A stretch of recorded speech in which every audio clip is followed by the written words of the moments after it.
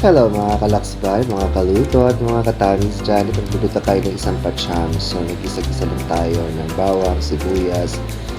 At pagkatapos dyan, sinama na rin natin yung ating bell pepper, red bell pepper. So igisa natin siya ng konti para lumabas yung flavor niya, para yung kanyang sweetness and that tangy taste ay pumalo sa ating pagigisa. And then right after that, meron tayong hinilahok dito na pork loin. Yung pork loin, by the way, ay minarinate natin sa soy sauce for about an hour, no? And then, hayaan lang natin siyang mag-simmer para maluto yung ating pork loin. From time to time, i-check natin siya kung pwede na, kung malambot na at ating halu-haluin. Then after that, ihalo natin ang ating patatas or ating potato para magkaroon siya ng starchy flavor.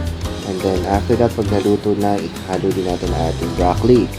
Maganda rin yung may gulay-gulay tayo. Actually, nilagyan ko dito ng suka para iwas panis. Okay?